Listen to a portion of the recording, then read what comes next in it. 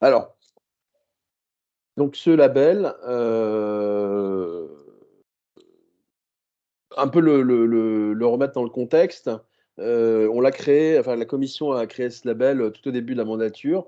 On est arrivé, avec bon, dans ce sujet-là, bénévolat, évidemment, un sujet extrêmement vaste, et on a tout de suite, voulu, aller vers les clubs pour savoir ce dont ils avaient besoin. Donc on a fait une enquête, une petite enquête, où il y a eu, 35 de réponses, et dans cette enquête qu'on a envoyée au club, il est apparu que le point, le plus préoccupant, on va dire, il y avait plein de sujets évidemment, mais le point le plus préoccupant, c'était l'engagement des jeunes où, les clubs, peinaient à avoir des jeunes qui s'engagent dans du bénévolat dans leur club.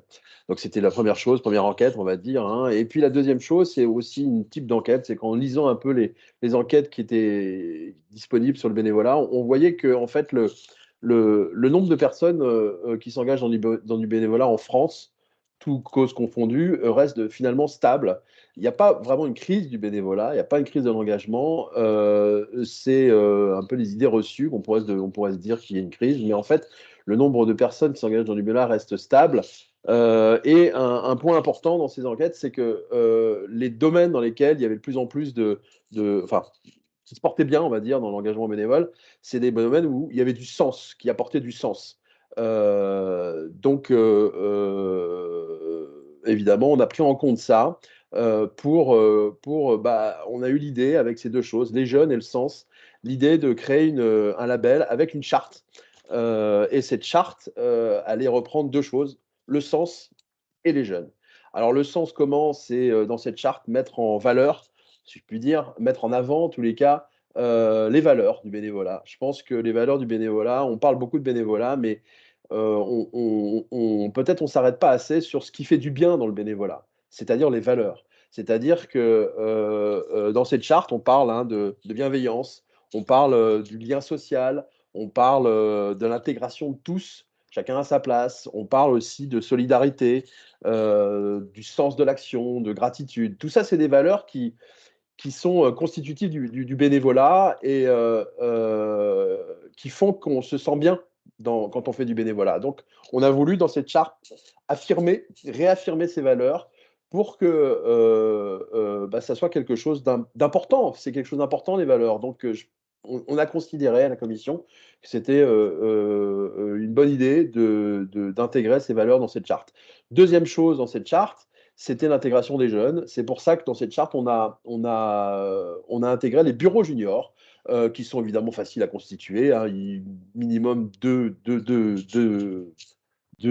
personnes de moins de 17 ans, pour essayer de stimuler, essayer de soutenir, l'engagement, des plus jeunes, dans le bénévolat. Pour aider les clubs en fait, hein, aider les clubs à essayer de donner envie aux jeunes de s'engager. Donc à partir du moment où le club, se décide d'adhérer à cette charte, on labellise, et on avec ce label, en fait, on souhaite, récompenser les clubs qui font la promotion des valeurs du bénévolat et aussi, essayent de stimuler l'engagement des plus jeunes. Donc on labellise et si tu peux mettre l'autre diapo, après le clip.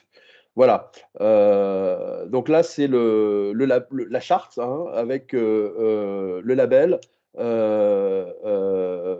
et Gilles Moreton, donc qui nous soutient, gentiment et qui a été très intéressé par cette initiative. Alors il y a aussi Céline Héberlé, qui est la présidente du Loiret, hein, qui présente la charte. Donc l'idée, c'est de évidemment, faire un peu, on va dire, en remettant le label, faire la fête un peu. On se déplace dans les clubs pour remettre ce label, pour mettre les panneaux. D'ailleurs, on l'a vu l'année dernière, dès qu'on fait ça, il y a un peu c'est le moment où on met le bénévolat à l'honneur, on va dire, avec cette charte, avec ce label qu'on remet. Si tu peux passer le prochain diapo, la prochaine diapo. Voilà. Cette année, on a un peu évolué. On remet ce panonceau avec le nom du club, le nom du comité départemental. À chaque fois qu'on l'a fait l'année dernière, on était content de constater que bah, finalement, c'était l'occasion d'une fête conviviale et que les gens étaient contents d'afficher ces panneaux. C'est évidemment millésimé, donc chaque année, c'est à refaire. La charte, c'est important de préciser, c'est qu'elle est évolutive, c'est-à-dire qu'on va pouvoir chaque année, cette charte, la faire vivre en fonction des retours d'expérience. Cette année, on l'a un peu modifiée. L'année prochaine, on a des idées aussi pour la modifier, pour essayer d'y mettre de plus en plus de choses qui concernent le bénévolat dans les clubs et soutenir l'engagement des bénévoles. Voilà, je crois que c'était important de préciser ça. Évidemment, à nous, tous ces jeunes qui vont s'engager, à nous de leur donner envie de continuer à s'engager. Alors quand je dis nous, c'est pour moi vraiment un boulot, que ça soit les comités, les clubs, c'est d'essayer voilà, de continuer à leur donner envie, les stimuler pour s'engager. Alors, on a décidé, nous, avec ce label, c'est tous les clubs qui seront labellisés, d'inviter les jeunes à une journée exceptionnelle. On va faire une journée exceptionnelle pendant l'année pour les réunir, pour que, bon voilà, alors essayer de leur montrer qu'on tient à eux et que ces dirigeants du futur, on a envie de les réunir et leur faire passer une journée exceptionnelle. Donc cette journée exceptionnelle, elle va être aussi, on va pendant l'année leur faire on essaye on va leur offrir des cadeaux avec le logo du label. Voilà, on va essayer de leur faire plaisir pour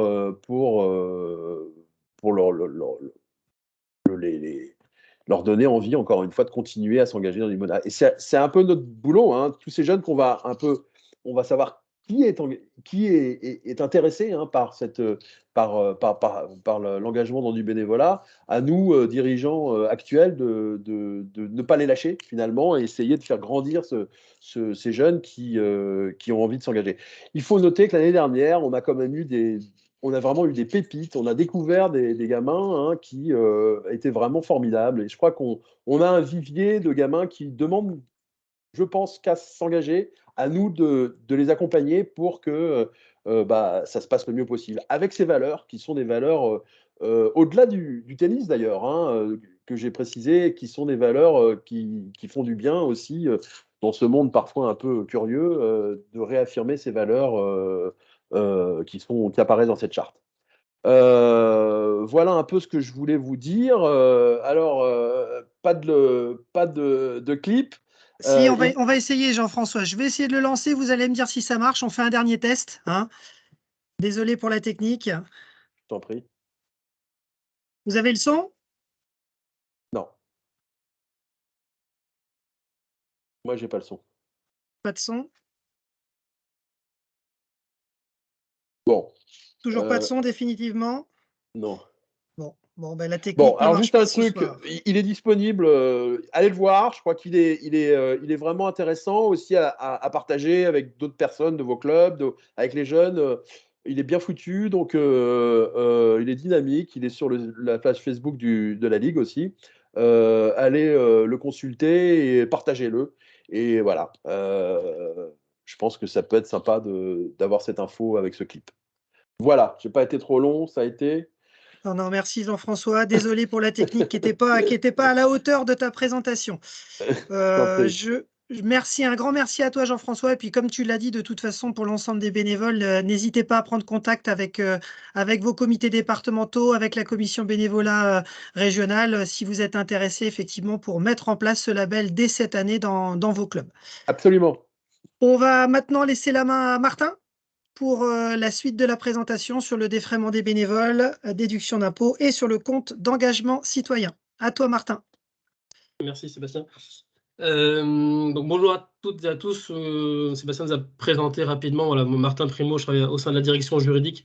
On est assez nombreux. On a chacun un peu Nos spécialités sur le droit du sport, le droit associatif, on est plusieurs, là, je le répète aussi, on est là aussi pour vous accompagner tout au long de l'année. On accompagne les ligues, les comités, mais aussi les clubs, pour vraiment pas hésiter à remonter toutes vos problématiques. Là c'est de vous présenter un certain nombre de choses, en effet, sur le bénévolat, le statut du bénévole, les défraiements, etc. Mais ce sont pour avoir des bons réflexes. Mais l'idée aussi, c'est qu'on est là aussi pour vous accompagner tout au long de l'année et pas seulement dans le cadre des webinaires. On en profite toujours pour le rappeler. Quelques propos introductifs sur cette notion-là du bénévolat et du défraiement des bénévoles. On va se répartir ensuite après la présentation avec Tariq. Martin, excuse-moi, je te coupe. Oui. Ta présentation est en tout petit. Je pense que tu as une petite manip à faire pour la mettre en plus gros dans tes paramètres d'affichage. Elle est en toute petit sur l'écran là. Moi, elle est en très grand sur mon écran. Ah. Vous êtes en mode présentation et en fait, on voit les deux diapos. Ouais, voilà, tu fais comme... Voilà, je pense que là... Voilà, c'est nettement mieux. D'accord, ok, donc c'est bon. Moi, c'était sur l'autre écran que j'avais ça. Ouais, on continue. Merci. Merci à vous. La notion donc, de bénévolat. La première chose à savoir déjà, c'est qu'il n'y a pas de définition légale du bénévolat. On va vraiment se baser sur la jurisprudence, donc les décisions finalement des juges qui sont venus définir progressivement au fur et à mesure des décisions de justice le bénévolat. On le désigne comme l'exercice d'un travail, d'une activité ou la fourniture d'un service à titre permanent ou occasionnel. Voilà, il y a différentes formes de bénévolat, à temps plein ou à temps partiel. Là, on retrouve un peu des notions aussi qu'on trouve en droit du travail, même si c'est une notion évidemment sur lesquelles il faut être très prudent. Donc par une personne envers autrui, spontanément et donc de plein gré, sans aucun lien de subordination juridique et surtout sans aucune contrepartie financière. C'est la Cour de cassation qui a donné cette définition en 2002, dans un arrêt d'ailleurs sur lequel on va revenir après, parce que c'est un arrêt assez intéressant. On a une autre définition aussi du bénévolat par le Conseil économique, social et environnemental. Et bénévole, toute personne qui s'engage librement pour mener une action non salariée, encore une fois, on voit bien cette distinction, en direction d'autrui et en dehors de son temps professionnel et familial. Donc, ce qu'on comprend bien, c'est quoi? C'est un engagement qui est libre et surtout sans contrepartie, dans lequel donc, une personne va participer au bon fonctionnement de l'association, et tout ça en dehors de tout lien de subordination, tout lien de subordination juridique. Voilà pour le cadrage du bénévolat. La notion de défraiement qu'on a voulu aussi définir avec vous. Donc, un bénévole, on l'a vu, ne doit pas être rémunéré. Malgré tout, il engage des frais régulièrement dans le cadre de sa participation à la vie de l'association. Et c'est là que donc, le défraiement, ça va être donc, le fait de défrayer, c'est un terme qu'on utilise de temps en temps, et c'est le fait de décharger quelqu'un de ses frais. Et nous, là, dans le cadre de notre présentation, on va avoir une appréciation assez extensive du coup de cette notion de défraiement. Il y a deux notions principales. Ça va être le fait soit de rembourser le bénévole des frais qu'il a pu engager lui-même pour le compte de l'association, ou alors c'est faire en sorte que l'association fasse en sorte que le bénévole, lui, justement, n'engage pas de frais dans le cadre de son action pour l'association, en lui attribuant certains avantages qu'on va revoir ensemble sur à la fois des titres restaurants, par exemple, ou alors pour des dirigeants bénévoles, par exemple, l'accès à un téléphone ou voilà, certains outils qui vont lui permettre de mener à bien ses missions pour l'association sans avoir justement à débourser ses frais. Voilà, on va aborder ces deux aspects et on va voir le cadre administratif et juridique de ces remboursements de frais d'une part et de l'octroi des avantages que j'ai évoqués avec vous. Voilà, et l'idée c'est vraiment de cadrer tout ça pour maintenir cette différence, cette grande distinction essentielle et qui finalement présente un risque aussi pour l'association, qui est le lien entre le bénévolat et le salariat. Et on a voilà, l'URSSAF qui est là aussi des fois pour rappeler voilà, les règles et souvent de manière pas forcément très sympathique. Donc c'est aussi tout ce cadre-là est là aussi pour vous donner des billes aussi dans ce cadre-là. Ce risque de requalification, pardon, on est toujours là dans la question de l'introduction, mais toute la présentation est aussi, on va dire, saupoudrée de cette notion du contrat de travail. C'est antinomique, mais on est obligé de passer aussi par cette définition-là. Donc, un contrat de travail, c'est quoi? C'est une prestation, c'est une rémunération et c'est un lien de subordination juridique. Dans la pratique, l'URSSAF, bon, la prestation, que ce soit un salarié, un prestataire de service ou un bénévole, il y a une prestation, c'est-à-dire qu'il y a une action, une mission qui est faite pour le compte de la structure. Donc ça, c'est une notion qui est souvent qui est facile à déterminer. La question du lien de subordination juridique, ça va être souvent l'affaire des juges en droit du travail, notamment au prud'homme. C'est souvent une notion qui est difficile à établir. Et donc souvent, l'URSSAF va faire très simple, ils vont aller regarder la question de la rémunération. Donc c'est pas compliqué, une personne qui travaille pour l'association sans aucune contrepartie financière, ou alors seulement qui aurait bénéficié d'un remboursement des frais qu'il aura engagés, va pouvoir être qualifié de bénévole. Dès lors qu'on a de la rémunération, on va très vite partir sur la notion du salariat. Voilà, donc c'est vraiment tout ce cadre légal administratif et là aussi, pour vraiment aussi faire attention à cette notion-là, que nous, en tant que juristes, ben voilà, nous, on le voit au quotidien. Donc, c'est des notions qui sont vraiment importantes. On a juste mis un petit rappel que le fait qu'un salarié d'une association peut aussi avoir des missions bénévoles pour cette même association, c'est pas incompatible. Voilà, vous pourrez relire on a mis une petite référence aussi d'une décision de justice. C'est pour voilà, vous gardiez ça aussi en tête. Mais voilà, un salarié peut aussi être bénévole en distinguant bien, dès lors qu'on distingue bien le temps de travail évidemment bénévole et le temps de travail salarié de cette même personne. Pour finir rapidement les propos introductifs, j'ai mis quelques cas concrets. Pareil, je ne vais pas forcément les détailler. On retrouve donc là l'arrêt de la Croix-Rouge, où pour le coup, on avait des bénévoles. Donc cette grosse association, là, pour le coup, on est sur une association vraiment de grande importance. Et souvent, les décisions de justice sont aussi prises sur des associations qui prennent aussi un peu la lumière. Malgré tout, le fonctionnement de ces grosses associations sont exactement le même sur les aspects juridiques que des clubs de tennis peut-être de moindre importance, évidemment. Malgré tout, les règles sont exactement les mêmes. Et là, on a un exemple d'une requalification où des bénévoles réguliers de la Croix-Rouge s'étaient vus requalifiés en salaire, enfin, leur prestation en salariat au regard des frais qu'ils avaient pu te faire rembourser et finalement au-delà de ce qu'ils avaient pu engager réellement comme frais. Voilà, c'est une décision concrète. C'est aussi pour vous montrer que même ces questions-là, sur les aspects juridiques, on a des vraies conséquences sur le plan légal, sur le plan judiciaire, en fait. Voilà, c'est pas du vent. Et donc, il y a les aspects voilà, à la fois judiciaires et à la fois les aspects de l'URSSAF, qui sont plus le quotidien peut-être des associations, heureusement pas trop, mais ce sont des points d'attention qu'on voulait voir avec vous. Je ne vous détaille pas le deuxième exemple, vous le verrez. De toute façon, vous aurez la présentation, comme l'a dit Sébastien, et vous pourrez regarder ça aussi de manière plus posément. Donc voilà pour le cadre introductif. Comme vous l'a dit Sébastien aussi, on aura un deuxième aspect aussi plus sur donc la notion d'abandon de frais et de les défiscalisations, les avantages fiscaux qui peuvent être attachés à ces abandons de frais. C'est une notion qui est intéressante et qui permet aussi aux associations à la fois de pas récompenser, mais de permettre aux bénévoles aussi de s'investir et d'avoir quand même une contrepartie concrète malgré tout de cet engagement et des frais qu'ils ont pu débourser dans le cadre de l'association sans que l'association ait elle-même à débourser de l'argent au regard des moyens qu'elle peut avoir qui sont souvent quand même limités. Voilà, donc et on finira par la notion du compte d'engagement citoyen que vous connaissez peut-être pas tout le monde non plus, mais qui est un dispositif très intéressant aussi et qui est avantageux aussi pour les bénévoles. Voilà. Donc voilà pour l'introduction, peut-être un petit peu longue, mais je trouve que c'est important de bien cadrer les choses. Et je vais laisser la parole à Tariq pour la partie défraiement des bénévoles. On rentrait un peu dans le vif du sujet.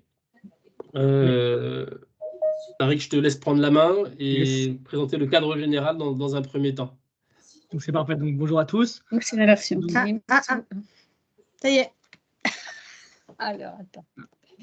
Il y a un micro qui doit être activé. Si vous pouvez désactiver votre micro, s'il vous plaît. Vas-y, Tariq. Première question de Claudine. Je ne sais pas si on prend les questions. Non, j'ai mal bougé la souris. Okay, aucun problème.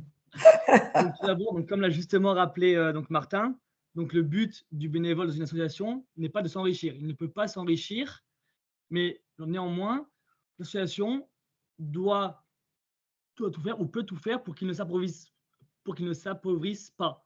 Et donc, c'est dans ce cadre-là que l'association peut rembourser les frais que le bénévole engagerait dans son activité associative. Donc, on considère, donc la jurisprudence et donc l'administration fiscale considèrent que le bénévole peut être défrayé des dépenses qu'il engage pour le compte de l'association. Ces dépenses engagées pour le compte associatif pourront être remboursées dans le strict respect de 4 conditions. Donc, tout d'abord, les remboursements des dépenses doivent correspondre à des dépenses réelles, c'est-à-dire que le bénévole doit exercer des missions réelles au sein de l'association et ne doit pas avoir un rôle fictif. De plus, les dépenses devront être justifiées et donc nous vous conseillons donc de justifier l'ensemble des dépenses par des factures ou par toute pièce écrite, notamment les billets de train, les tickets de péage, les notes d'essence, les notes de frais au restaurant ou tout achat auprès d'un commerçant d'un bien qui pourrait être utile à l'activité associative. Et donc, dans ce cadre-là, évidemment, l'ensemble des frais doivent être, donc l'ensemble des dépenses, pardon, doivent être engagées pour les besoins de l'activité associative. Et donc, ces dépenses doivent être proportionnelles à l'activité du bénévole. Et donc, par rapport à ce troisième critère, il est en lien avec le quatrième critère qui précise que ces dépenses doivent être exceptionnelles. Autrement dit, l'association ne pourrait pas, par exemple, rembourser un abonnement SNCF à son bénévole sur une durée d'1 an si le bénévole va prendre le train seulement 3-4 fois. Dans ce cadre-là, si l'association rembourse un abonnement annuel, le remboursement de cet abonnement ne serait pas réel et justifié au regard des missions du bénévole et donc outrepasserait le caractère réel et justifié des dépenses qu'il peut engager pour le compte de l'association. C'est pour ça que dans ce cadre de caractère exceptionnel et de dépenses engagées réellement, justifiées réellement pour le compte d'activité associative, nous vous conseillons de rembourser les frais de transport au titre même. Et donc enfin, les frais engagés par le bénévole dans le cadre associatif doivent être remboursés à l'euro et au centime près.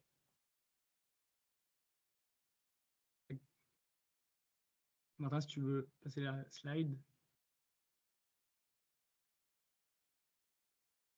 Donc par rapport à cette notion donc, de remboursement de frais des bénévoles pour l'ensemble des frais qu'il aurait engagés pour son activité associative, il convient donc de rappeler que le remboursement de frais est une faculté, une possibilité qui est offerte à l'association, mais que l'association n'a pas l'obligation de rembourser les frais du bénévole. Donc ça, c'est un premier point qu'il faut avoir en tête. Et donc, dans ce cadre-là, l'association pourra, par décision de son organe de direction, décider ou non de rembourser les frais que ces bénévoles auront engagés. Et donc, nous vous conseillons d'établir les grandes lignes, les lignes directrices du remboursement de frais de vos bénévoles.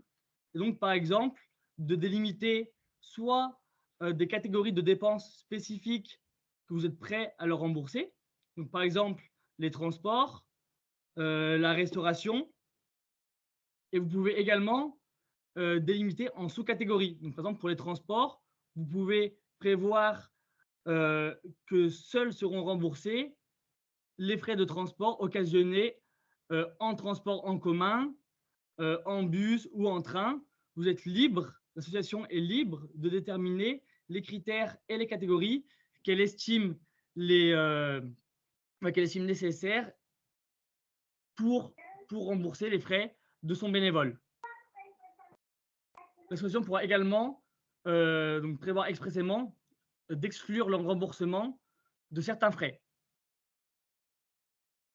Donc l'association, c'est la seule qui détermine le barème qu'elle souhaite appliquer et devra le faire valider par son instance de direction. Et ensuite, afin que l'information soit transparente et que l'ensemble des bénévoles aient connaissance des critères choisis par l'association, nous vous conseillons donc de communiquer ces derniers à tous vos bénévoles. Et donc, c'est dans ce cadre-là que, donc dans l'hypothèse d'un contrôle URSSAF, afin que vous puissiez justifier que l'ensemble des remboursements de frais de vos bénévoles sont réellement des remboursements de frais et ne sont pas un salaire déguisé, parce que des fois, le montant des remboursements de frais peuvent être excessifs. Donc, nous vous conseillons donc de garder l'ensemble des justificatifs de remboursement de frais que vous auront fournis vos bénévoles, car l'administration fiscale n'est pas liée à la dénomination que vous ferez à une note, et donc elle sera libre de requalifier le remboursement de frais en un salaire déguisé. Donc indirectement, on a un travail déguisé. Donc par rapport à ça, donc l'administration fiscale pour les salariés a établi une grille de frais professionnels que l'entreprise peut rembourser à ses salariés. Et donc, il y a différents plafonds, différentes limites que nous vous conseillons donc de ne pas dépasser. C'est un premier indice, ça pourrait être un premier indice de requalification des frais engagés par le bénévole en salaire. Donc, à ce titre, concernant donc les salariés, donc l'administration fiscale prévoit que les repas des salariés peuvent être remboursés à hauteur de 7,10 € lorsqu'ils sont pris sur les lieux mêmes de l'entreprise et de 20,20 € lorsqu'ils sont pris à l'extérieur dans un restaurant.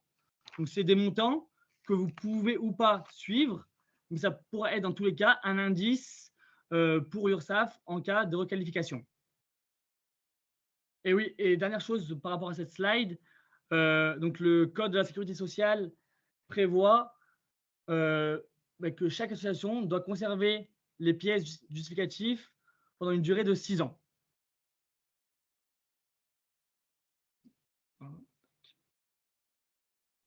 Ensuite, donc, par rapport aux pratiques associatives, donc, vous êtes libre. Donc, une fois que vous recevez donc, les justificatifs, il convient de les enregistrer en comptabilité. Et vous êtes libre de soit décider de rembourser les frais aux bénévoles dès qu'ils ont été dépensés, donc des frais justifiables, bien sûr, donc qui répondent aux 4 conditions précitées. Donc, vous êtes libre de les rembourser soit directement, sur présentation de facture de votre bénévole, soit à la fin du mois, soit tous les 6 mois. Vous êtes libre de déterminer les modalités de remboursement des frais de vos bénévoles. En tout état de cause, il est aussi fort utile de le prévoir par une décision associative et donc par une décision de votre organe de direction. Donc, par rapport à ces remboursements de frais, par souci de praticité, l'administration fiscale a établi donc un barème kilométrique qui permet aux associations de prendre en compte une grille établie par l'administration fiscale pour rembourser des frais qui auraient été engagés par le bénévole. Donc, juste, je répète, donc, le principe, c'est remboursement à l'euro près des frais engagés par le bénévole, mais l'administration fiscale, dans un souci de simplicité des démarches administratives des associations, leur permet, pour certaines dépenses, de revêtir un caractère forfaitaire, car l'approximation entre les frais engagés et le barème est très faible. Et donc, à l'heure actuelle, cela concerne surtout les frais kilométriques qui auraient été engagés par vos bénévoles. Mais donc, en tout état de cause, ces frais kilométriques peuvent revêtir un caractère forfaitaire. Si l'association souhaite rembourser à ses bénévoles leurs frais de transport qu'ils auraient parcourus avec leur véhicule propre, ils pourront, donc l'association pourra le faire, mais elle devra l'avoir décidé au préalable. À défaut d'avoir clairement justifié l'utilisation de ce barème, le remboursement à l'euro près s'imposera.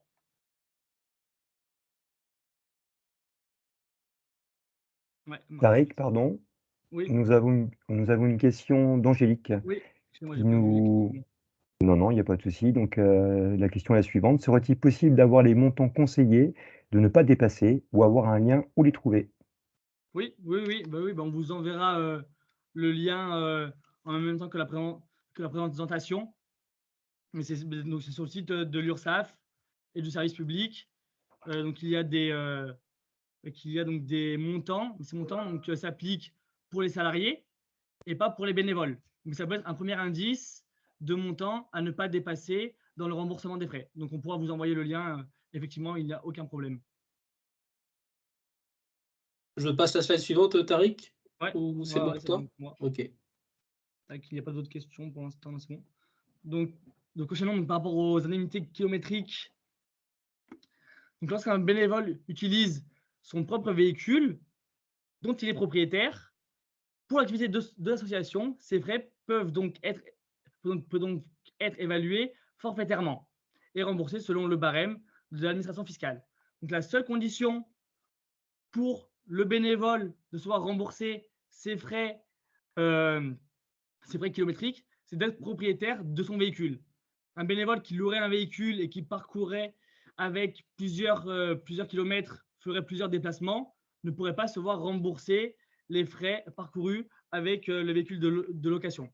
Voilà, donc la seule condition, c'est d'être propriétaire de son véhicule. Et donc, si l'association a décidé de rembourser aux bénévoles ses frais de transport suivant le barème kilométrique, ce barème s'appliquera. Donc, il faut savoir que chaque année, l'association met à jour ce barème kilométrique. Et donc, le barème ici présent s'applique pour l'année 2022. Donc, il n'y a pas encore eu en 2023, à ce jour, au 6 février, de nouveaux barèmes. Donc, c'est ce barème-là qui demeure applicable. Et donc, il convient d'être très clair sur ce point, c'est que ce barème kilométrique des bénévoles est à différencier de celui des salariés. Celui des salariés, vous le savez peut-être, mais comprend la puissance du véhicule, l'année d'achat du véhicule, le nombre de propriétaires et plein d'autres critères. Pour les bénévoles, c'est simple, il n'y a que 2 critères. Soit vous avez une voiture, une 4 roues, et donc le barème prévoit 0,324 € remboursés par kilomètre parcouru. Soit vous vous déplacez en moto, scooter ou vélo moteur, et ce sont 0,126 € par kilomètre qui vous seront remboursés. Tariq, pardonne-nous, on a une petite question de Marie-Françoise. Oui. On te laisse la main, Marie-Françoise. Voilà. Oui, beaucoup de personnes maintenant sont propriétaires de véhicules par le biais de sociétés de leasing. Donc, ils ne sont officiellement pas propriétaires de leur véhicule, mais c'est quand même leur véhicule et ils payent le leasing tous les mois. Quid? C'est une très bonne question. C'est une bonne question. C'est une très bonne question. Effectivement, l'administration fiscale prévoit clairement que des personnes qui loueraient un véhicule ne pourraient pas bénéficier de ce barème kilométrique. Donc, il faut bien être propriétaire du véhicule. Après, par rapport au leasing, qui est une pratique qui se développe de plus en plus, à l'heure actuelle, je n'ai pas connaissance de règles sur le principe, mais pour moi, c'est vraiment le critère de propriétaire, donc que la personne doit être propriétaire. Mais peut-être que voilà, pour contrer la crise du bénévolat ou l'ensemble de mesures favorables aux bénévoles, peut-être que ces mesures ont en jurisprudence déjà vu le jour. Donc, je vais me renseigner sur ce point. Je ne sais pas si toi, Martin, tu as non, non, tu as bien répondu. Je pense qu'en effet, aujourd'hui, les critères ils sont très stricts. On est vraiment sur la notion de propriété. C'est les critères de l'administration fiscale doivent pas être interprétés de manière extensive. On est vraiment au mot près. Voilà, une personne qui utilise un véhicule dans le cadre d'un leasing n'est pas propriétaire de son véhicule. Et aujourd'hui, l'administration fiscale pourrait retoquer entre guillemets le club qui accepterait d'indemniser par ce dispositif-là quelqu'un qui n'est pas propriétaire de son véhicule et via un leasing. Encore après, comme le dit Tariq, je pense que voilà, c'est un peu il y a un boom du leasing ces derniers mois, ces dernières années. On peut espérer que l'administration fiscale, au bout d'un moment, prenne conscience et adapte aussi ses textes dans ce sens-là. Malgré tout, aujourd'hui, voilà, il faut être prudent. Et on va revérifier ça. Je pense qu'on est assez confiant sur notre réponse. S'il se trouvait que ça avait évolué, on vous le redirait bien entendu de manière assez large par l'intermédiaire de la Ligue. Mais voilà notre réponse pour le moment. Je te laisse reprendre encore un peu, Tariq. Donc voilà pour les indemnités kilométriques.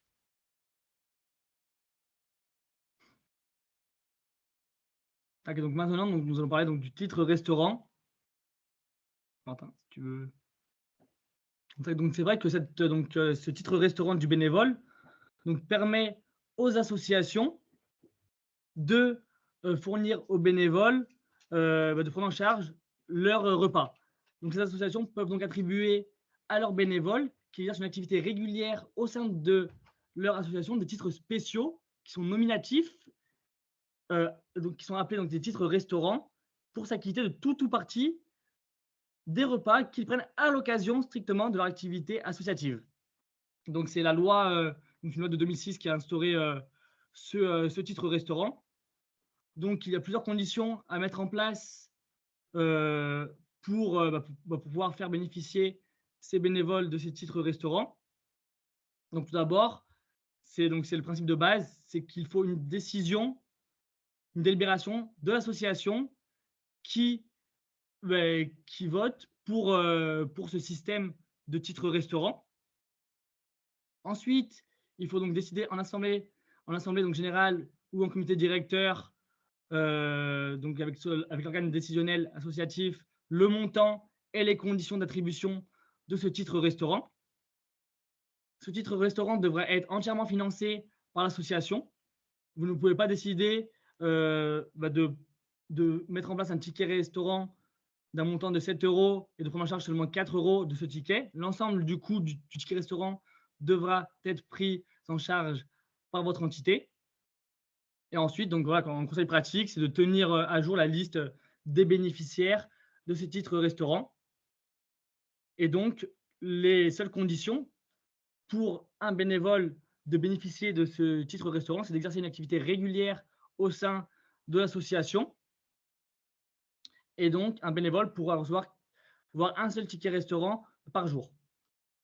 Quand on parle d'activité régulière, il n'est pas nécessaire que le bénévole soit là tous les jours dans l'association, mais de manière régulière.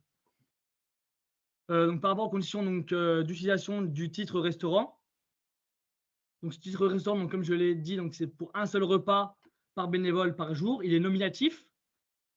Vous ne pouvez pas le céder à d'autres personnes.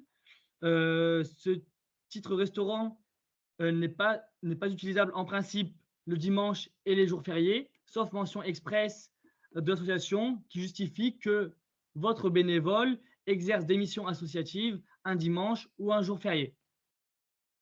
Il est également utilisable dans le lieu, du département, dans le lieu d'activité du département ou dans les départements limitrophes, sauf mention expresse de votre part qui précise que le bénévole se rendre pour une mission associative dans un autre département, dans une autre région, auquel cas le titre restaurant pourra lui être accordé, donc il pourra l'utiliser. Et ces titres restaurants du bénévole sont utilisables donc, sur l'année civile du 1er janvier au 31 décembre. Voilà. Ensuite, vous aurez d'autres informations sur la slide, mais voilà les informations essentielles à retenir. Donc sachez que le montant maximum du titre restaurant bénévole est de 7,10 € pour l'année 2023. Donc, ça a été récemment réévalué. Et donc, ce qui pourrait vous intéresser, c'est le coût total de ce titre restaurant qui se décompose en 3 parties. Il y a donc la première partie, c'est la valeur du titre restaurant. La deuxième partie, c'est le coût de la prestation de service. Et enfin, ce sont les frais d'expédition. Et bien sûr, à la fin de l'activité associative, le bénévole devra rendre à l'association les tickets resto. Car c'est dans le même état d'esprit de justifier des dépenses qui soient réelles, justifiées à l'exercice du bénévole dans le cadre de l'association. Et donc, si le bénévole n'est plus dans l'association, donc n'est plus actif, n'exerce plus d'activité bénévole pour l'association, il ne pourra plus utiliser ces titres restaurants. Enfin, donc, je vous ai mis plusieurs organismes agréés de titres restaurants vers lesquels vous pouvez vous rapprocher afin de mettre en place ce mécanisme avantageux pour vos bénévoles. Il y a également un lien sur le site du service public, mais qui ne fonctionne plus depuis plusieurs jours. Donc voilà, j'espère qu'il refonctionnera dans les prochains jours, afin que vous puissiez voir l'ensemble des organismes agréés les plus proches de chez vous. Et bien sûr, voilà, il y a un autre critère également qui distingue bien les deux notions bénévolat et salarié. Donc bénévole et salarié, comme Martin l'a précisé au tout début, c'est que les titres restaurants du bénévole ne sont pas les mêmes que les tickets restaurants du salarié. Le bénévole, ou plutôt à l'aide de ces titres restaurants du bénévole, ne pourra pas faire ses courses dans les supermarchés. Ils sont vraiment destinés à prendre en charge les repas du bénévole à l'occasion de son activité au sein de l'association. Je pense avoir fait le tour sur les titres restaurants du bénévole. Tariq, Merci. nous avons Oui, une pardon. nouvelle question. Serait-il possible d'avoir le barème kilométrique pour 2021? Et où trouve-t-on ce barème? Peut-on indemniser un bénévole d'un club qui participe aux réunions de son comité? Donc le barème de 2021, donc on peut le retrouver donc sur le site de l'administration fiscale. Donc ça, il n'y a aucun problème, on pourra vous envoyer le lien à la fin de la présentation, en même temps que cette dernière. Donc peut-on indemniser un bénévole d'un club qui participe aux réunions de son comité? Bien Et sûr. voilà, c'est le même principe. C'est si l'association a décidé par une décision de son organe décisionnel qu'elle prendrait en charge les frais de transport du bénévole en question, donc c'est d'un membre du comité lors des réunions de ce dernier. Dans ce cas-là, ce serait possible. Il faut bien que l'association ait pris cette décision, donc le comité directeur ou le conseil d'administration ou l'assemblée générale, ait voté pour la prise en charge de ces frais spécifiques.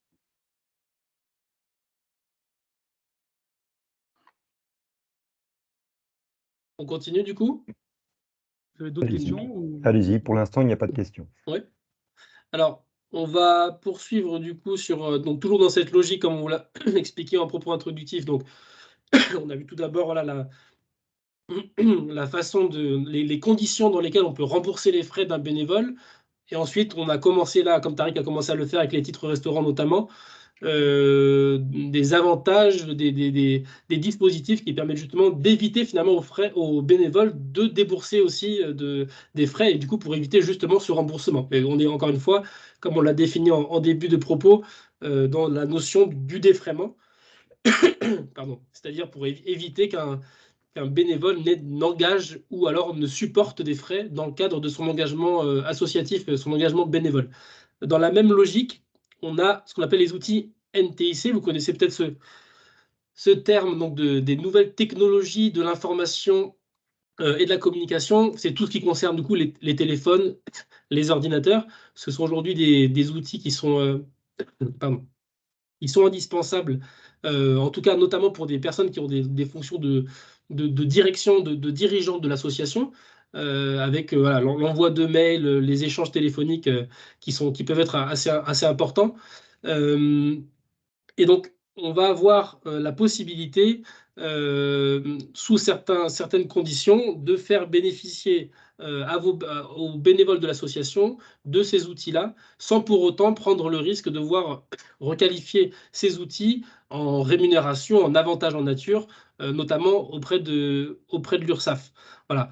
Parce que dans l'absolu, tout avantage, mais ça c'est une logique qui existe aujourd'hui pour les salariés, tout avantage en nature, c'est que tout outil qui bénéficie aux salariés en dehors de son activité professionnelle, là je raisonne sur la partie salariat, dès lors qu'il peut l'utiliser dans son activité personnelle, on est sur un avantage en nature, on considère que c'est un élément de rémunération. C'est notamment toute la différence entre, comme vous le connaissez sans doute, mais la différence entre les véhicules de service, qu'un véhicule que le salarié va utiliser uniquement pour la réalisation de ses missions professionnelles, et le véhicule de fonction qui va servir à la fois pour les missions professionnelles, mais qui va aussi pouvoir être utilisé par le salarié en dehors de son activité professionnelle, c'est-à-dire le week-end, pendant ses congés payés, etc. Et là, pour le coup, le véhicule de service ne va pas être traité par l'URSSAF du tout, ils n'en tiennent pas compte. Pour l'avantage en nature que constitue un véhicule de fonction, eh ben, on va considérer qu'il y a une partie de rémunération, donc il y aura une partie de charge sociale qui sera payée sur cette partie-là. Et ben pour le bénévole, il y a un aspect un petit peu, c'est un peu le même raisonnement finalement. Encore une fois, comme je vous l'ai dit, le bénévolat n'est pas défini par la loi, donc on va beaucoup se référer, et vous l'avez vu aussi dans le développement de Tariq, on va beaucoup se référer quand même à ce qui existe aujourd'hui pour les salariés. C'est un sorte de parallélisme des formes, mais c'est aussi comme ça que raisonne l'URSSAF, qui est très câblé salariat évidemment, et qui va parfois aussi raisonner de manière très basique, quelque part, en regardant finalement les pratiques qui seront développées au sein des associations. Est-ce qu'on est sur le salariat ou est-ce qu'on n'est pas dans le salariat? Voilà. C'est pour ça qu'on garde cette zone de lecture un peu similaire. Pour revenir sur les NTIC, comme on dit, donc les téléphones, les tablettes et autres, on va distinguer finalement 3 situations et on vous montrer lesquelles peuvent être risquées ou moins risquées et comment il faut réagir dans ces cas-là. La dernière étant finalement la moins conseillée, mais je vais revenir dessus. On va avoir un premier exemple où finalement les dirigeants, je vais surtout cibler sur les dirigeants de l'association, puisque une personne qui va accompagner des enfants sur le terrain ou qui va être plus sur la partie sportive et pas forcément la partie administrative, il y a moins de raisons déjà, pour revenir sur la définition de tarif, sur les dépenses justifiées, réelles et autres. Voilà, il faut aussi cibler aussi sur des personnes qui vont surtout être dans la partie administrative, la gestion administrative, donc notamment les membres du bureau de l'association. Donc ces personnes-là, on peut décider de leur mettre à disposition, par exemple, un téléphone ou un ordinateur pour la gestion de l'association, en définissant le fait qu'ils vont pouvoir l'utiliser exclusivement pour la gestion de l'association. En aucun cas, ils vont pouvoir téléphoner pour leurs besoins personnels ou envoyer des mails ou faire des recherches Internet pour leurs vacances. Voilà. Si on est strict de ce point de vue-là, et aussi qu'on ait un texte finalement, une décision aussi du bureau ou du comité de direction qui va fixer finalement les règles d'utilisation de ces outils-là, dans ce cas-là, il n'y a pas de risque, on n'est pas du tout sur un avantage en nature, on est sur finalement un outil, alors je ne vais pas dire professionnel, encore une fois, on n'est pas dans le salariat, mais c'est un outil voilà, pour satisfaire aux missions qui sont données aux bénévoles, notamment dans ces missions de direction. Pas uniquement, mais en tout cas principalement dans ces missions de direction de l'association.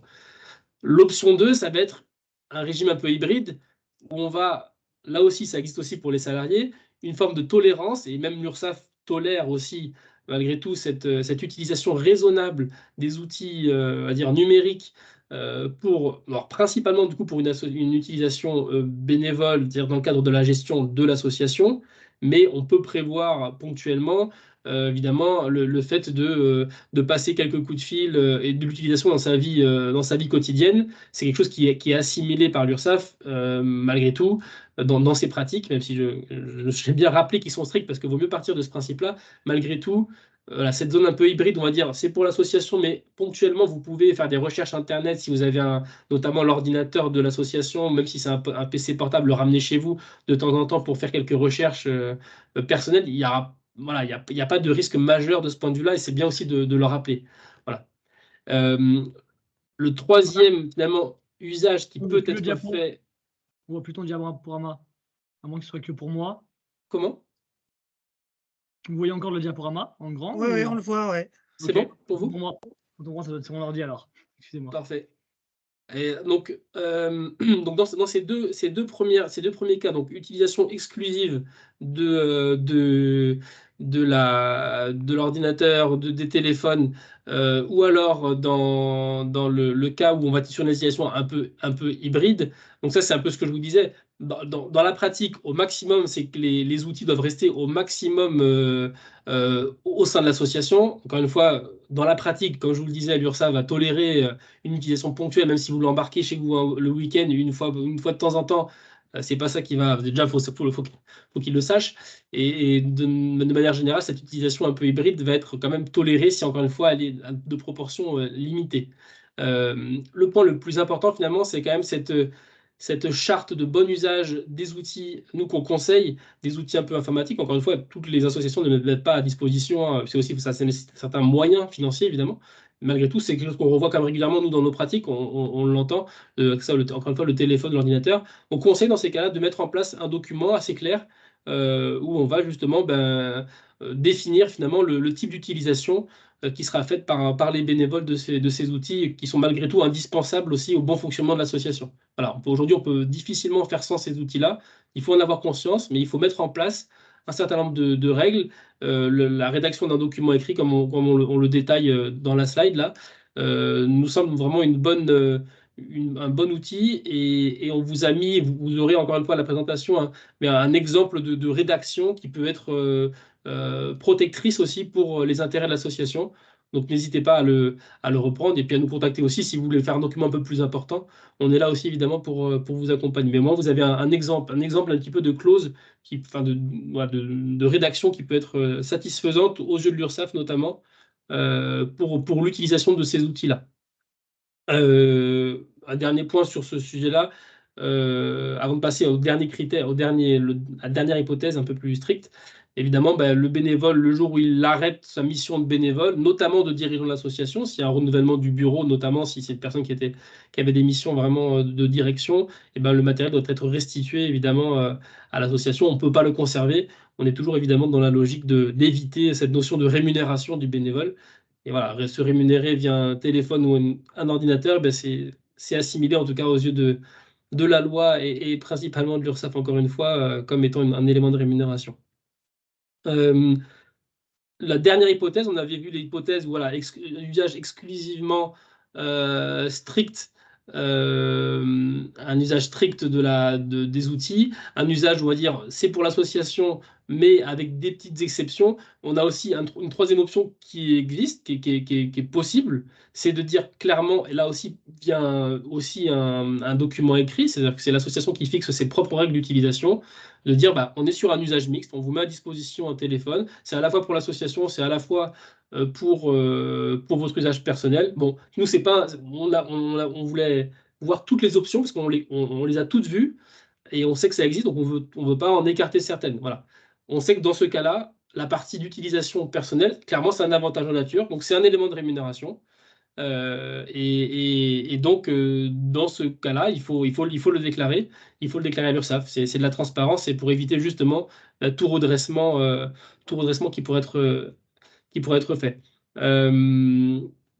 J'ai mis quelques détails sur la façon dont on peut évaluer justement cet avantage en nature. Là encore, on va encore se baser aussi sur ce qui existe pour les salariés, c'est-à-dire avec un forfait notamment pour les abonnements, l'abonnement par exemple Internet ou l'abonnement plutôt même téléphone, c'est plus adapté.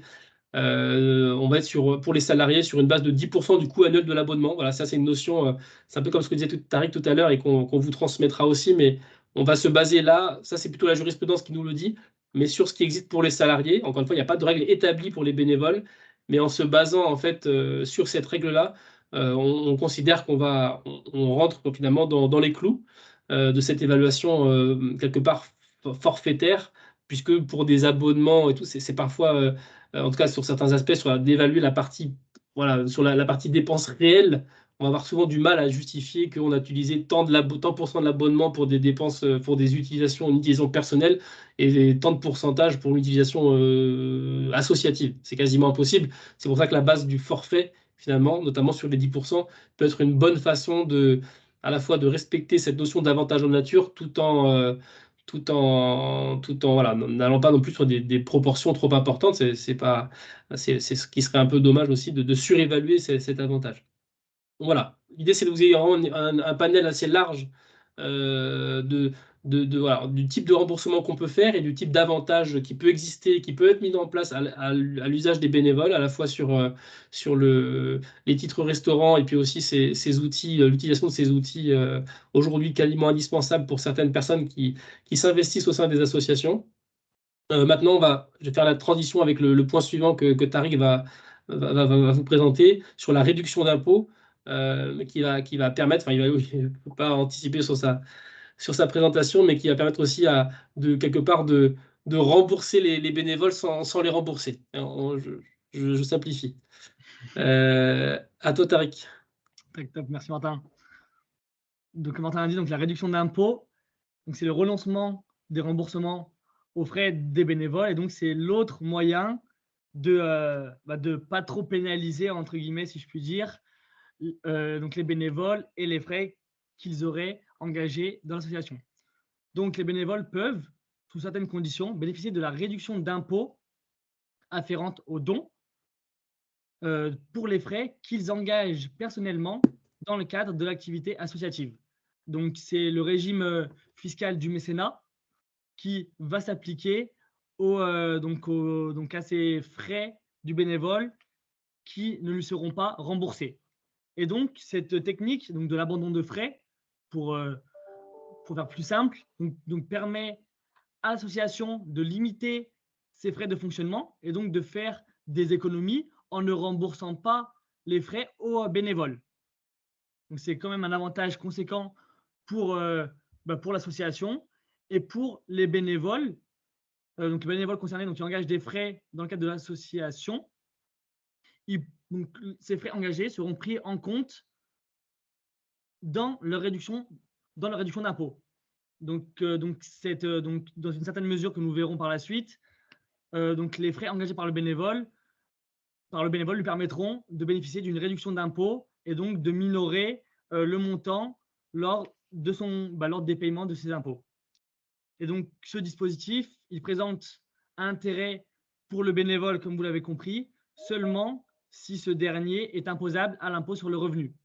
Si le bénévole n'est pas imposable à l'impôt sur le revenu, la réduction d'impôt ne lui sera pas applicable. Donc, il s'agit bien d'une réduction d'impôt et pas d'un crédit d'impôt.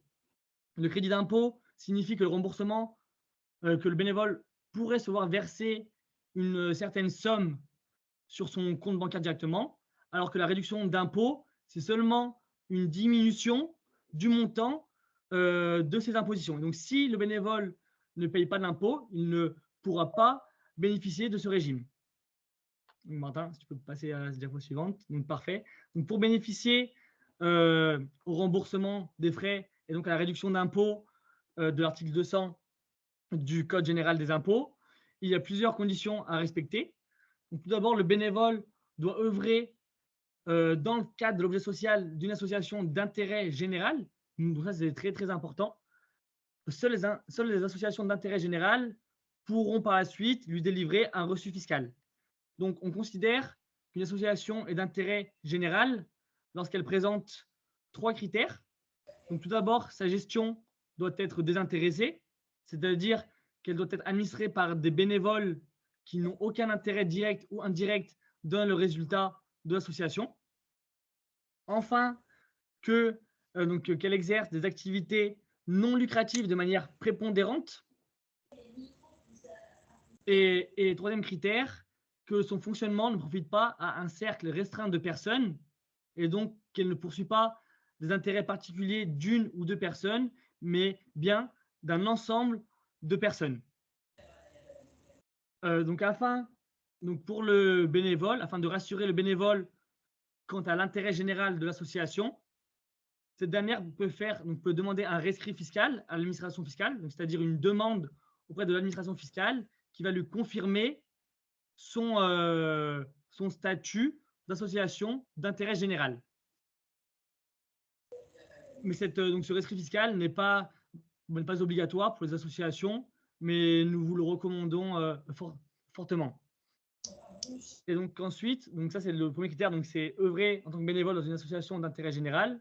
Ensuite, le bénévole qui souhaite bénéficier de ce régime fiscal avantageux devra régler lui-même des frais qui sont remboursables. Donc remboursables, c'est-à-dire qui répondent aux critères cités précédemment, donc dépenses réelles, justifiées, engagées pour le compte de l'association et caractère exceptionnel qui est lié à ce troisième critère. Ensuite, il devra déclarer expressément l'abandon de remboursement de ses frais. Donc c'est une simple attestation sur l'honneur dont l'exemple est recopié au sein de cette diapo. Et ensuite, le bénévole devra joindre son justificatif de don à sa déclaration de revenus. Donc un modèle type qui est dicté par l'administration fiscale et donc qui sera annexé à la suite de cette présentation et nous vous l'enverrons par mail également. Donc concernant ce régime fiscal, il convient d'évaluer à quelle hauteur les dons du bénévole, c'est-à-dire les frais qu'il engage et qui ne seront pas remboursés, seront évalués. Et donc, on considère que les clubs de tennis qui répondent à la définition d'organisme d'intérêt général, la réduction d'impôt est de 66% du don, limité à 20% du revenu imposable du bénévole. Et donc, dans ce cadre-là, si le bénévole obtient ou œuvre dans une autre association et qu'il, en tant que bénévole, renonce à ses frais ou fait également des dons autres dans d'autres structures, il sera fait masse par l'administration fiscale de l'ensemble de ses reçus. C'est-à-dire que l'ensemble des sommes auxquelles le justiciable, le bénévole aura le droit seront toutes additionnées au moment du calcul de cette réduction fiscale. Et à titre de précision, Donc, un bénévole qui ne payerait pas l'impôt sur l'année X pourrait quand même, si dans les 4 années qui suivent, il serait soumis à de l'impôt sur son revenu, pourra déduire de ses impôts la somme de dons qui aurait pu lui être attribuée à l'année X.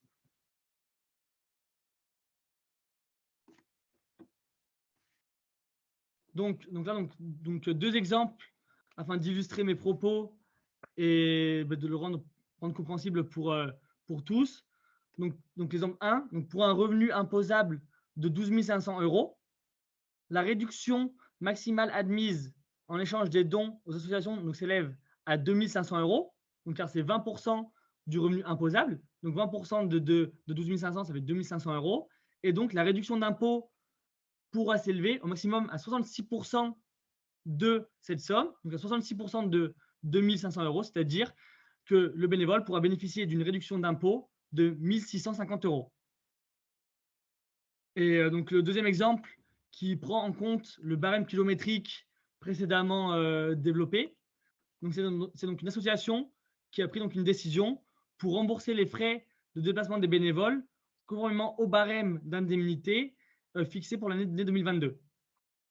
Donc dans cet exemple, un bénévole qui aurait effectué 2300 km donc en voiture pour le compte de l'association d'intérêt général et qui abandonnerait à cette association les frais, donc pourra évaluer ce don à donc 2300, c'est le nombre de kilomètres, fois le barème 0,324 comme c'est donc une voiture, donc un 4 roues et pas une moto, ça fait 745,20 €.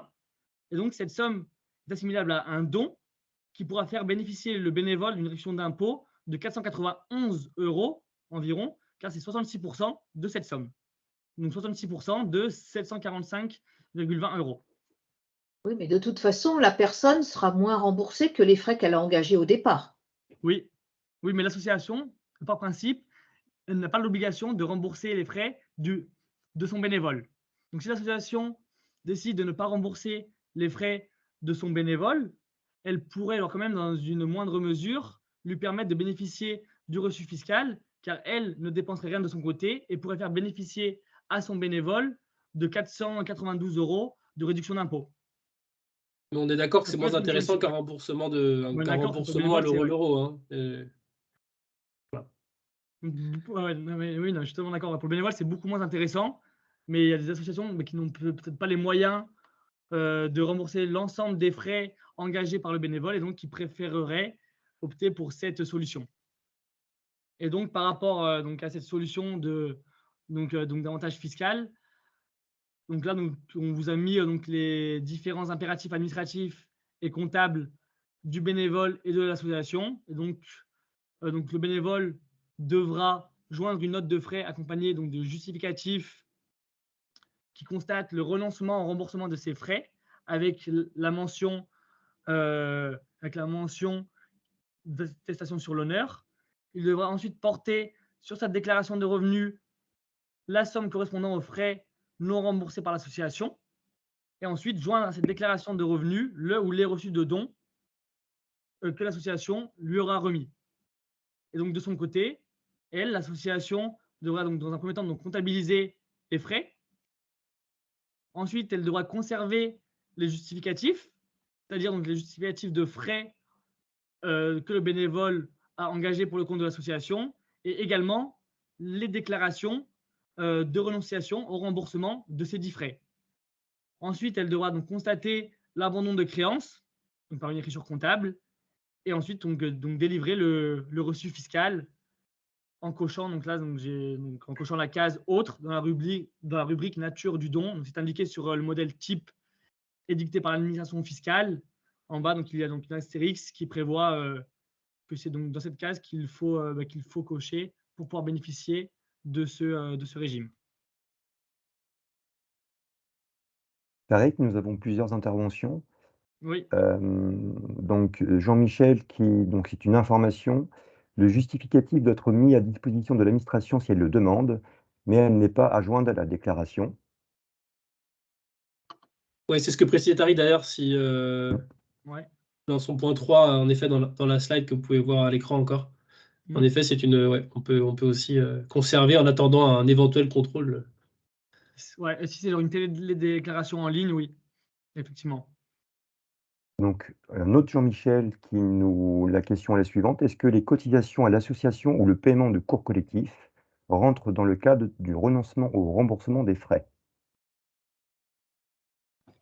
Bah, donc le paiement des cours collectifs, donc ce ne sont pas des frais engagés par le bénévole. Il y a une contrepartie. Ouais. Oui, donc ça rentre clairement pas dans la définition.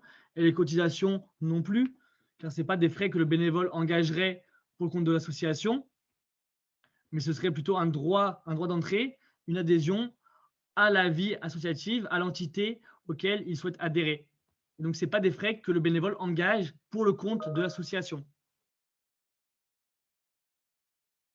Donc, on continue sur les questions, si vous voulez bien. De Philippe, comment obtenir le rescrit fiscal? Quelles démarches sont à faire auprès des impôts? Donc, pour obtenir le rescrit fiscal, c'est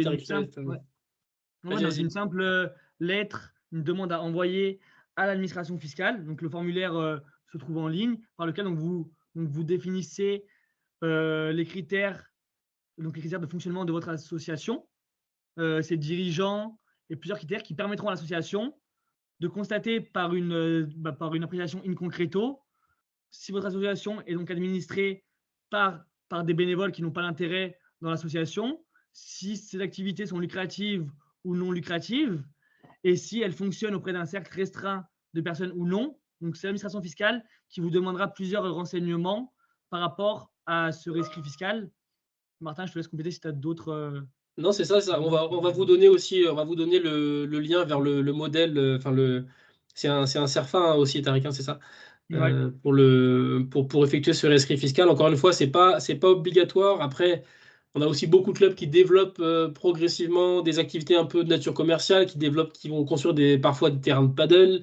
Voilà, on va rapidement concurrencer parfois certaines structures privées.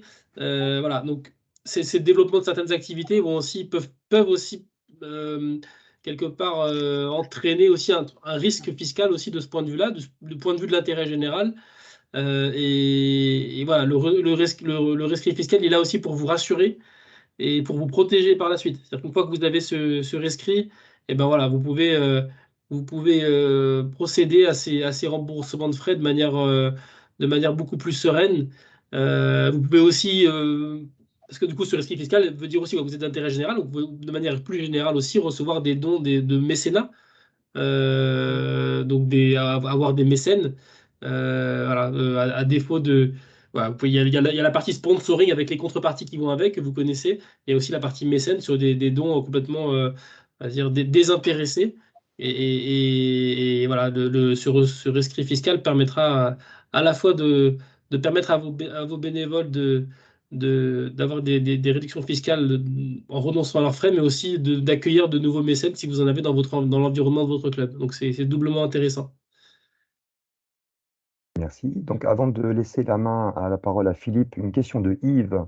Qu'en est-il de l'obligation de déclaration des dons par les associations? Alors, sur l'obligation de déclarer les dons, c'est toujours en vigueur, mais je vais être bloqué, moi, sur les. Alors, peu de précision à vous donner là de ce point de vue-là. J'ai un petit trou. Là, c'est pareil, je me demande s'il n'y a pas un montant, Il y a un montant minimum de dons minimum auquel l'association n'a pas l'obligation de déclarer ses dons, mais passer un certain montant, elle a l'obligation de déclarer les dons qu'elle reçoit. Je vais vous confirmer, mais il me semble que c'est 100 000 € de dons annuels. Je vais vous confirmer le montant avec Martin, on vous répondra. On va faire la recherche, comme ça on est sûr de vous donner une réponse 100% fiable. Et si ça vous va, on va l'intégrer directement dans le PowerPoint. Comme ça, vous sera une version consolidée avec aussi cette information-là. Voilà, on n'a pas réponse à tout, mais l'idée c'est que à la fin, vous ayez votre réponse. Donc on le note et on l'intègre dans le PowerPoint que vous aurez au plus vite. Philippe, tu as levé la main, donc la parole est à toi, si tu le désires. Oui, je reviens sur le rescrit fiscal. C'est une démarche pas forcément aussi simple que ça. Et on avait déjà évoqué par le passé qu'en parallèle du rescrit fiscal, on peut faire un document qui s'appelle une autoproclamation d'association d'intérêt général, qui doit être validé de manière unanime par le comité de direction de l'association, du club, dès lors qu'on s'appuie sur 3 critères qui sont que l'association agit dans un domaine d'intérêt général, elle a un critère non lucratif et l'association n'agit pas au profit d'un cercle restreint. Et à ce titre-là, on est donc éligible au mécénat et l'émission de reçus fiscaux. Voilà. Donc, nous l'avons fait en septembre 2021, suite à des discussions d'ailleurs qu'on a dû avoir, me semble-t-il, dans le cadre d'un webinaire précédent, et qui permet aux associations de ne pas rentrer dans une démarche un peu plus lourde qui est la demande d'un rescrit fiscal au niveau de l'administration fiscale. Alors, c'est une démarche qui est intéressante dans le sens où elle permet, en cas de contrôle, de démontrer que quand même que les dirigeants et l'association de manière générale s'est posé la question concrètement, a vérifié les critères et a fait ce travail finalement d'analyse de sa propre situation et de voir si concrètement elle est éligible au mécénat. Dans tous les cas, ce sera beaucoup mieux accueilli en cas de contrôle qu'une association qui a délivré des reçus fiscaux à tire-larigot sans même se poser la question si elle est éligible ou pas de le faire. Donc, je suis d'accord que c'est une très bonne démarche et ça peut, entre guillemets, vous protéger un peu. Ça ne vous protégera jamais autant qu'un rescrit fiscal. On ne peut pas vous dire le contraire. Parce que en gros, c'est une auto-analyse du club qui montre finalement sa bonne foi, ce qui est super important, la bonne foi en matière juridique. Et c'est déjà un très bon élément.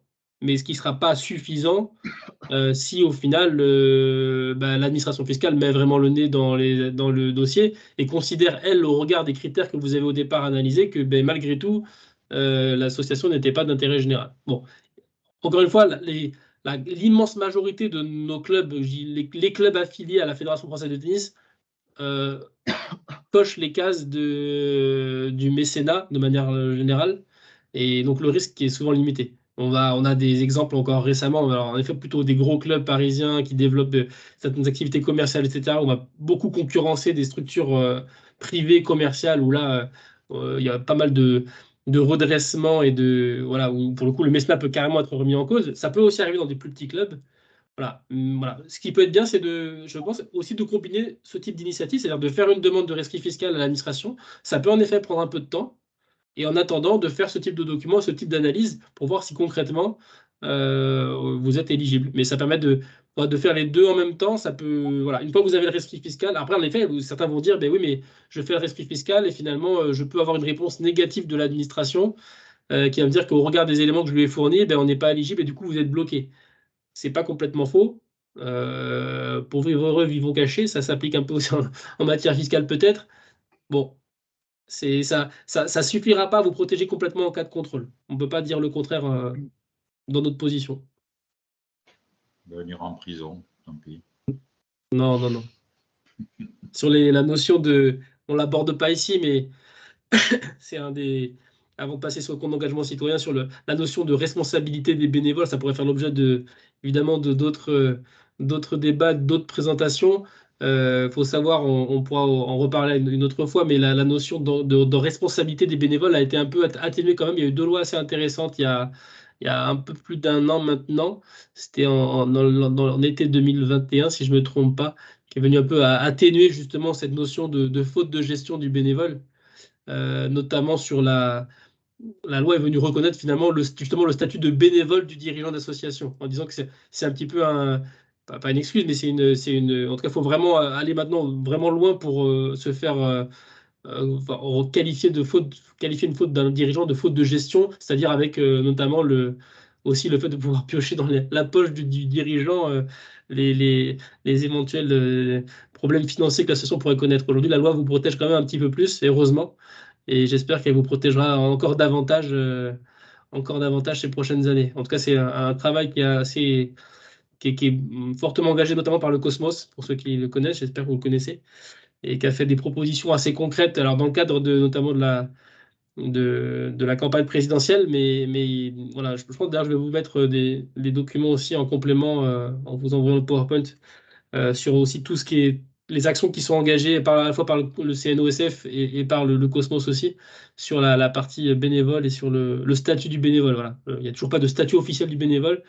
Il y a des choses qui sont faites malgré tout pour aller dans ce sens-là. Après, ça, je suis d'accord, ça prend beaucoup de temps et trop de temps à notre goût. Je ne sais pas s'il y a d'autres questions. Je vais passer au dernier point sur le compte d'engagement citoyen. Moi, je ne vois pas de mon. Comme je suis en mode présentation, je ne vois pas s'il y a d'autres questions. Pour l'instant, il n'y a rien, Martin. Vous pouvez D'accord. continuer. Bon. Donc, on va finir avec cette thématique du compte d'engagement citoyen. Certains le connaissent peut-être, d'autres non. En tout cas, c'est l'occasion à la fois soit de vous le présenter, soit de rentrer un peu plus dans les détails pour ceux qui en ont déjà entendu parler. C'est un dispositif qui a été créé en 2016 dans le cadre de la mise en place plus large du compte personnel d'activité, le CPA. Et au sein de ce CPA, il y a différents volets. Alors, on entend toujours parler du compte personnel de formation, qui est le compte le plus connu. Vous êtes, je pense, embêté comme moi depuis plusieurs mois pour utiliser votre CPF par tous les organismes privés qui veulent qu'on utilise nos droits à la formation. Donc, le compte personnel de formation, ce n'est pas le seul volet finalement du compte personnel d'activité. Il y a aussi un autre compte dont on parle un petit peu moins, avec le compte professionnel de prévention, qui est plus sur la partie sécurité au travail, sur les risques, etc. Et le compte d'engagement citoyen, qui est là vraiment dédié au bénévolat. Quand on parle de compte, c'est vraiment, il faut imaginer un peu un livre numérique. Je vais rentrer un petit peu dans les détails, mais avec différents chapitres, différents volets. Et il y a un volet pour les gens qui s'engagent au sein des associations, et c'est le CEC. L'objet de ce compte d'engagement citoyen, c'est de recenser les activités de bénévolat, quel que soit le statut de la personne, qu'elle soit par ailleurs salarié, fonctionnaire, retraité, étudiant, demandeur d'emploi. Il n'y a pas de critères pour bénéficier de ce point de vue-là du compte d'engagement citoyen. Il faut avoir plus de 16 ans, c'est le critère. On va redétailler un peu après. En tout cas, l'objectif de ce recensement des activités bénévoles, ensuite, c'est d'ouvrir des droits à la formation pour la personne concernée. Donc, tout l'intérêt, il est là. Et là, on est aussi dans les avantages, les quelques avantages quand même, malgré tout, qui existent pour les bénévoles. Et ça en fait partie. C'est un dispositif comme, qui a beaucoup de limites, mais qui est quand même intéressant. On va rentrer un petit peu dans les détails. Toutes les activités bénévoles ne sont pas éligibles au compte d'engagement citoyen, c'est important. Ça va être seulement les engagements au sein d'associations qui sont déclarées depuis au moins 3 ans. Donc, on peut pas créer son association et directement bénéficier de ce type de dispositif. On doit être s'engager bénévolement au sein d'associations qui sont quelque part établies déjà. Qui ont un objet social, et alors éducatif, scientifique, et aussi sportif. Donc nous, c'est ce qui nous intéresse aujourd'hui.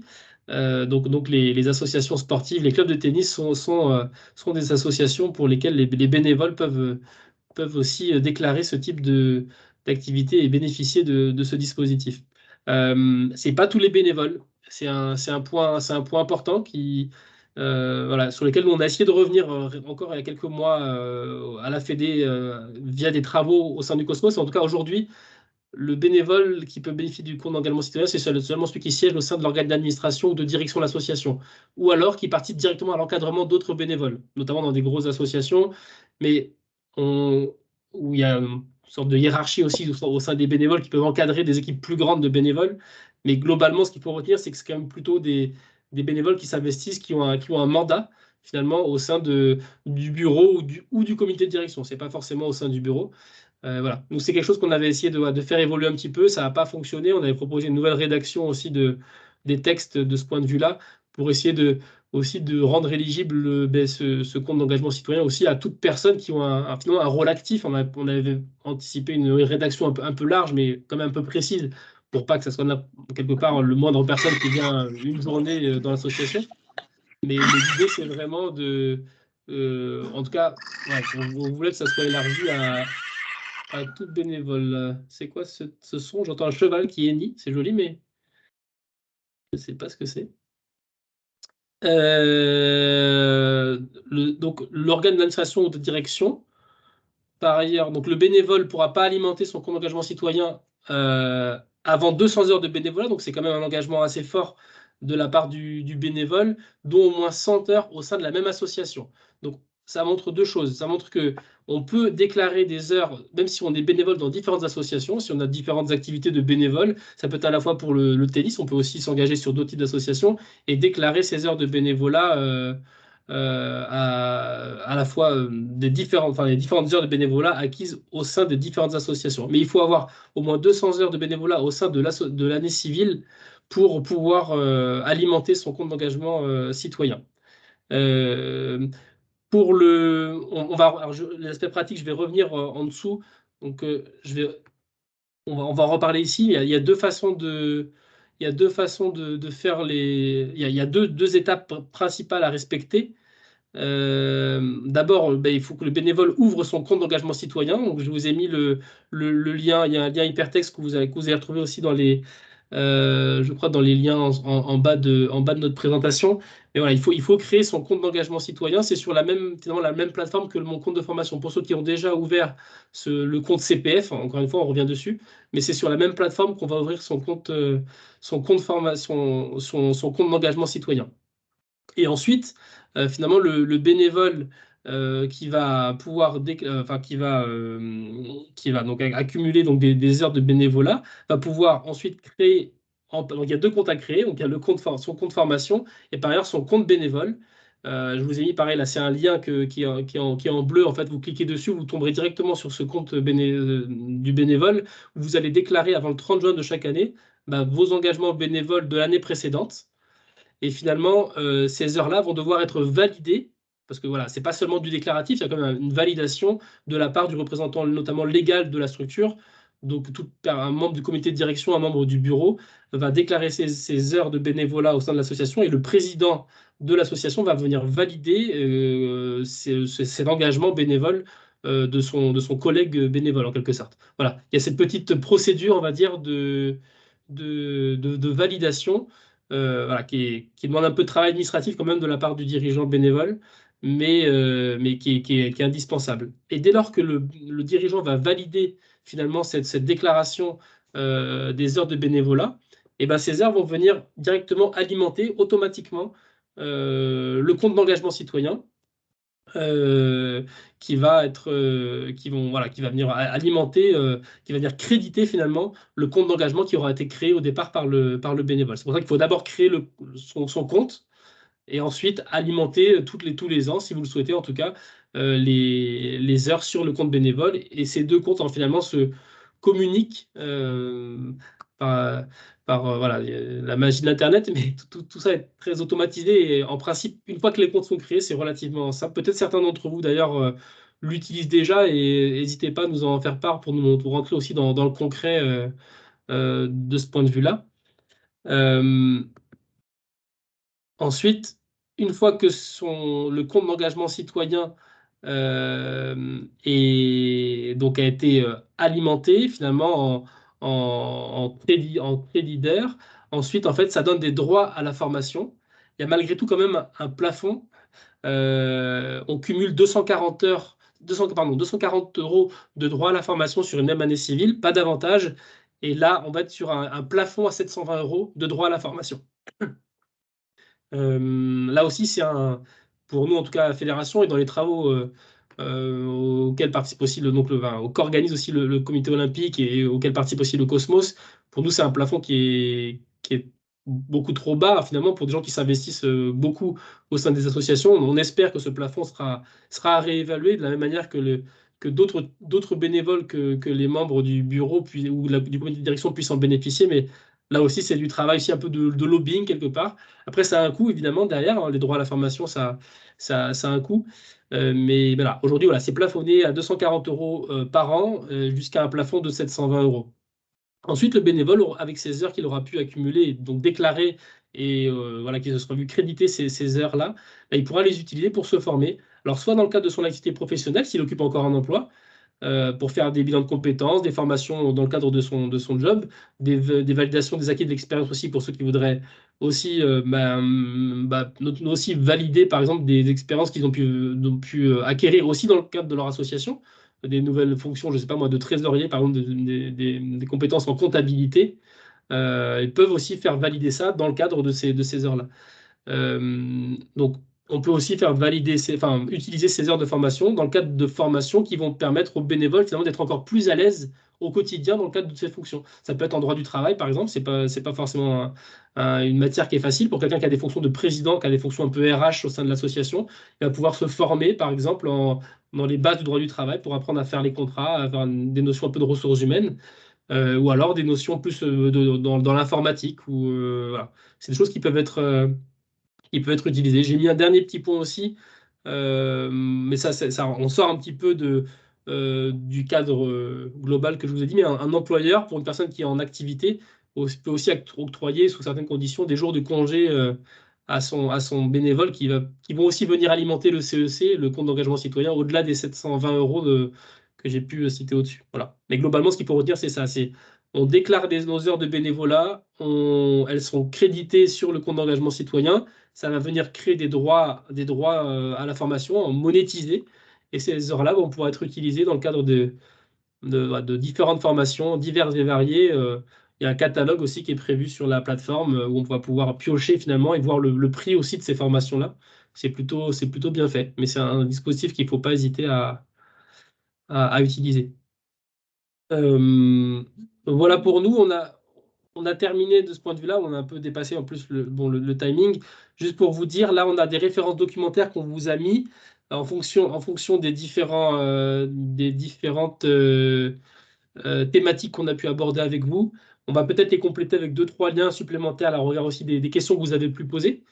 Mais en gros, là, vous allez retrouver, en principe, l'idée, c'est que vous puissiez retrouver tous les documents qu'on a pu évoquer de la manière la plus facile et la plus souple possible. Et encore une fois, on est à votre disposition aussi pour toute question qui serait posée aussi dans l'application concrète de ces différents outils. Donc, voilà pour nous. Nous avons juste une petite dernière question, qui Oui. est une réflexion de monsieur et madame Moreau. Donc, je la cite. Si j'ai bien compris, on n'applique pas le barème kilomètre des bénévoles comme pour les déplacements professionnels sur les impôts sur le revenu. Effectivement, c'est 2 barèmes différents. Le barème des bénévoles est un barème qui prend en compte les frais de réparation, l'usure de la pneumatique et également les frais d'essence. Alors qu'il me semble que pour les frais professionnels des salariés, c'est les frais réels et ça prend en compte plus de véhicules, ou du moins ça trie les véhicules en fonction de plusieurs critères qui sont plus importants que les simples 2 roues ou 4 roues de l'indemnité kilométrique applicable aux bénévoles. Voilà. Mais en tout état de cause, ça c'est une faculté qu'a l'association pour rembourser les frais de ses bénévoles, étant précisé que si elle n'opte pas pour ce barème kilométrique du bénévole, les bénévoles devront rembourser leurs frais à l'euro près. Très bien. Ben, écoutez, messieurs, on va vous remercier pour votre présentation. Alors, certes, on a dépassé le timing, mais c'est un sujet vaste et dense. On sait qu'il y a beaucoup d'interrogations et beaucoup de questions là-dessus. En tout cas, un grand merci à vous pour la précision des informations que vous nous avez fait passer. Bien sûr, la vidéo sera en replay sur le site de la Ligue, la présentation également. Donc, on aura peut-être un petit délai avant de le mettre dessus, puisque, comme vous l'a dit Martin et Tariq, ils vont consolider la présentation avec les différentes remarques que vous avez pu émettre ce soir lors de cette vidéo, afin que vous ayez le maximum d'informations. Et encore une fois, on restera bien sûr à votre disposition si vous avez des questions dans le futur. Comme d'habitude, on vous invite bien sûr à vous connecter lors de nos prochaines visios. Alors, Martin, si tu peux aller plus loin sur la présentation, sur les 2 slides qui suivent derrière. Donc, pour nos derniers rendez-vous du dirigeant, donc il en reste encore 2. Le prochain sera le lundi 6 mars, donc avec une thématique sur l'équipement et sur comment bien entretenir des terrains de tennis. Et puis enfin, la dernière thématique est prévue le 4 avril. Ça sera un mardi exceptionnellement avec le Cosmos qui interviendra sur la définition de la relation salariée et les conditions de travail et la mise en place du travail dominical. Donc, écoutez, je vous souhaite à toutes et à tous une bonne soirée. On vous remercie encore de vous être connectés ce soir et on vous dit à très bientôt. Merci à vous. Merci à tous. Merci.